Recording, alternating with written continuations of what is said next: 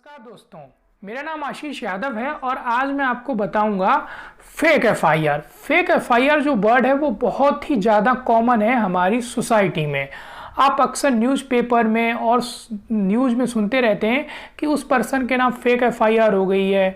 ठीक है, वो इन्वॉल्व नहीं था तो भी उसके नाम एफआईआर हो गई है। जब भी कोई संगीन अपराध होता है, जैसे मान लीजिए किसी का मर्डर हो गया, शहर में दंगे हो गए, ठीक है, शहर में दंगे हो गए, किसी की चोरी हो गई, और जिस चीज़ में वो पर्सन, जैसे कि जिस चीज़ में वो पर्सन इन्वॉल्व नहीं था उस क्राइम में, ठीक है, और उसके खिलाफ उसका अभी नाम रिपोर्ट में लिखा दिया गया है, एफआईआर में लिखा दिया गया है, तो उसको हम बोलते हैं फेक एफआईआर। तो ये बहुत ही कॉमन वर्ड है, बहुत ही कॉमन चीज़ है हमारी सोसाइटी में होना। तो इसका लीगल प्रोसेस क्या है, तो आज मैं अपने इस वीडियो में आपको पूरा लीगल प्रोसेस बताऊंगा। तो वीडियो को पूरा देखने के लिए आप पहले वीडियो को लाइक करें और सब्सक्राइब करें। फेक एफआईआर मीन्स फर्जी एफआईआर।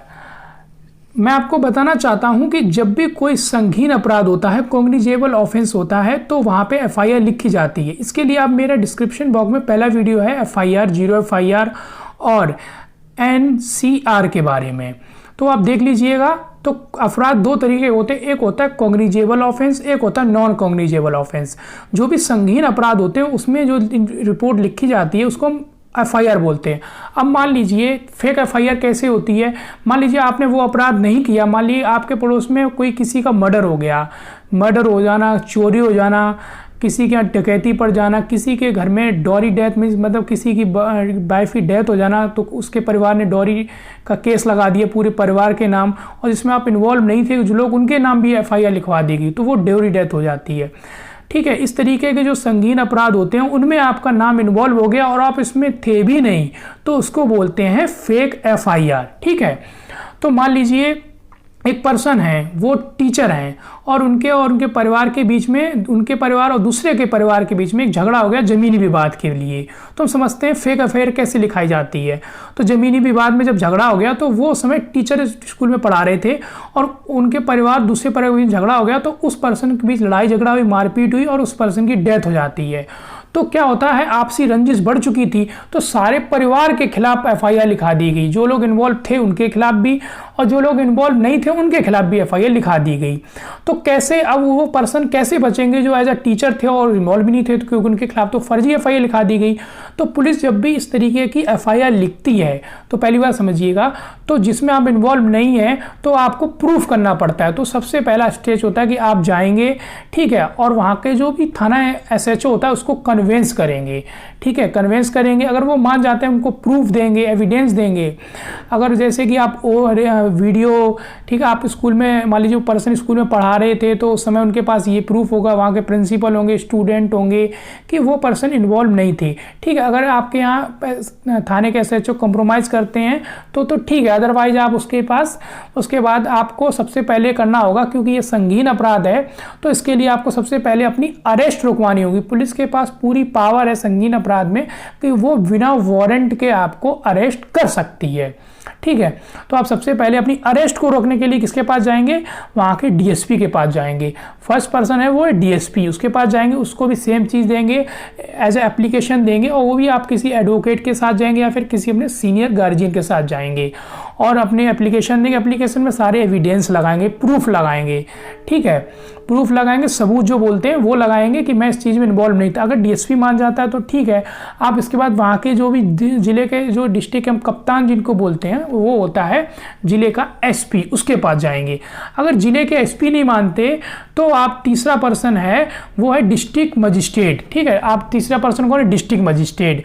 डिस्ट्रिक्ट मजिस्ट्रेट के पास जाएंगे, उनको भी प्रूफ देंगे, क्योंकि इन्हीं तीनों लोगों के पास पावर है कि वो आपकी अरेस्ट को रोक सकते हैं। ठीक है, वो आपकी अरेस्ट होने से आपको पुलिस से रोक सकते हैं।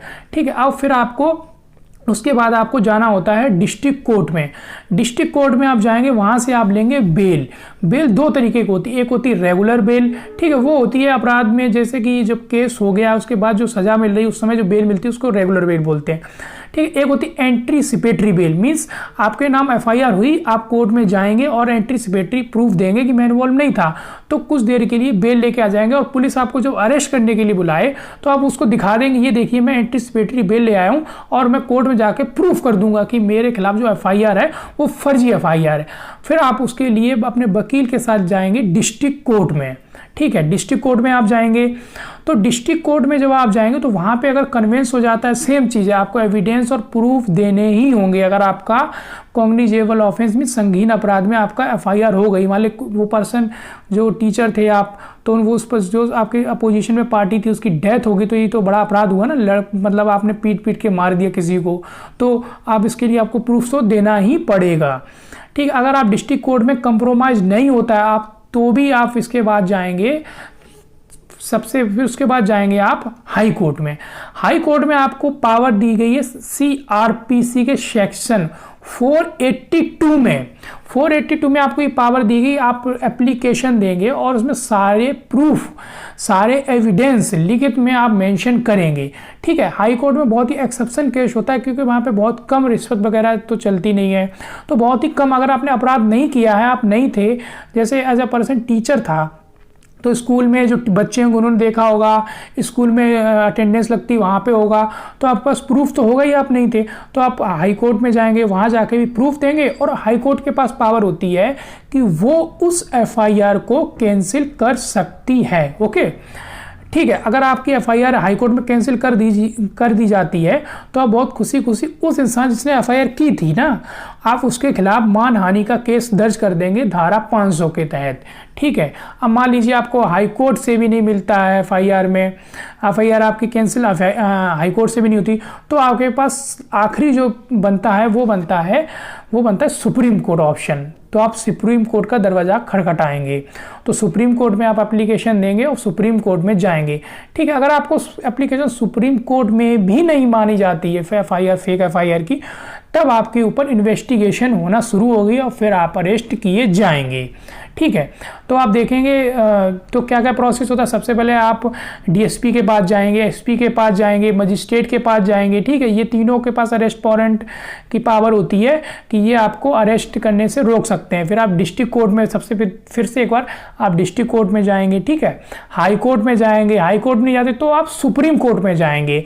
तो जब तक आप ये आपकी जो प्रोसेस है ये आपका प्रोसेस चलता रहेगा, उस टाइम में पुलिस आपको अरेस्ट नहीं करेगी, ठीक है। ये प्रोसेस होता है कि आप फेक एफआईआर से कैसे बचा जाए, और मे बी अगर आपकी फेक एफआईआर हुई तो इतने प्रोसेस में आपको बाइज्जत बरी किया जाएगा और आपकी एफआईआर कैंसिल की जाएगी।